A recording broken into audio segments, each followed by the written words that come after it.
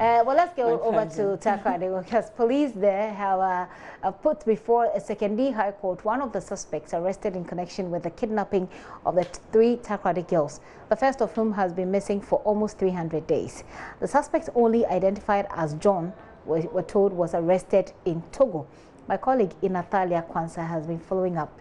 She joins me on the line with more details. Hello, Ina. Hello, Gifty. Is court over? Yes. Okay, tell us what transpired. Yes, so the suspect's name has been given as John Oji. He's 29-year-old and Nigerian. Say that again, George Obi? Oji, O-J-I. O-J-I, John Oji. Yes. Okay. Yes, he's 29 years old. Apparently, his name has been on the list of someone who would take and has described him as the one who could unravel where the kidnapped girls are. And so, in court today, the state attorney who presented Adelaide Kobri Wood asked the judge that he should be remanded into police custody. And the judge sitting on the case granted this plea, and he was remanded into police custody to reappear on the 26th of June. Apparently, when he came, we could not even see his face. We were struggling to see his face because he had covered his face with the cap he was wearing, and he was surrounded by strong armed policemen. And that's, Ina, I bet to interrupt you, that's something I found quite intriguing. Did he cover his face himself, or is this a strategy to avoid, exposing him?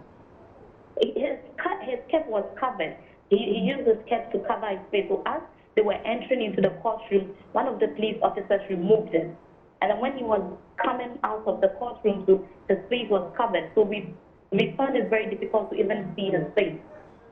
And that's what I'm trying to find out. Initially, Ina, you had reported that they prevented the media from getting into the court, correct? Yes, Gipsy. I was entering and a police officer told me that the media is not allowed to enter. Okay. So I kept on telling him, no, I need to. Later on, he told me, okay, I can enter. I said, okay, fine. Okay. So that was when I could enter inside. So just what the clarity I want is that, is there an attempt, and I'm sure they will have good reasons, by the security agencies to not to expose who he is, and whether or not that will have anything or has anything to do with the investigation? Do you know this? No, Gipsy, that was not made known to the public. Very well. What more can you report from what happened today and from this ongoing case? Yes, so Gipsy, from there I just said some of the family members who basically are so disappointed, especially the Ruth Laquaison's family. Her family are very disappointed looking at the swift way the Canadians have been rescued. They asked the question that what happened to the UK and US assistants that the CID board said were in the country to assist them find where these girls are. Because if they are there, and there are rumors that there were people from Canada who helped in rescuing these girls, then the US and the UK assistants should have also helped them in finding where these girls are. They also feel it's because they had given their ultimatum that the security service is now coming out to say they've arrested John Uche, who is in connection to the kidnapping. And for the people of the Takoradi, the message is just one. They are not interested in anything again. All they need is the girls. They are not interested in press conferences.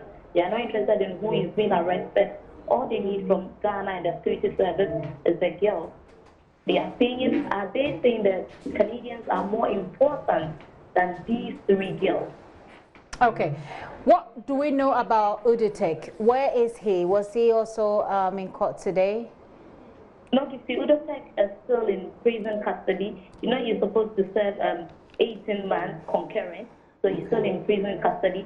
But I caught up with a girl who apparently said she had a relationship with Udotek.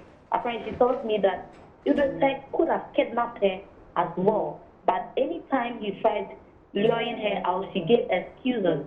And on a daily count, he could call 10 times using different numbers.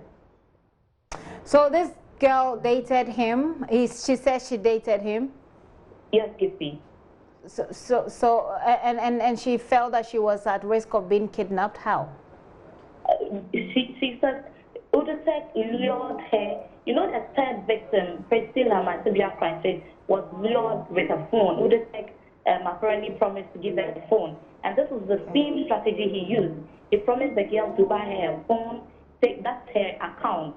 He promised to take her to school and all that. So according to the girl, anytime he calls and he's like, meet me here, let's go out. But at any point in time that call comes, she finds a way to avoid meeting him.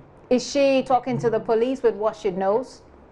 She hasn't, but I have told her to do that because probably it could be of help to finding these girls. Okay, so the message is one. We're not interested in the court cases. We're not even interested in your press conferences. All we want is to find those 3 girls, the first of which has been missing for close to 300 days. Ina Thalia Kwanza there. Ina, thank you for that update. Ina, join us all the way from Takoradi. Okay, now perhaps we can wrap it up properly, MFA. You heard for what Ina says. The people are no longer interested in who to arrest or who has been arrested. All they want is the return of these girls. And that's been the posturing since the CID boss announced that the girls are being found. The very moment that she made that announcement at the press conference, we spoke to a sister of one of the girls, and all they said was they didn't even believe the statement that was made by the CID Director General, and that all they want is that these 3 girls will be found, nothing more, nothing less. And this has even heightened following the rescue of these 2 Canadian women. We're also told, MFA, information that came in this afternoon was that there is one gentleman who was put out here on this show by ACP Kwesifori who was suspected to be involved in the kidnapping of the Estonian ambassador. We have that picture. We'll put it out there. And this one, MFA, has to do with the general kidnapping issues that we've had to deal with in the country. The minority has described it as a trend. The majority disagrees. They say that this is not a trend. But well.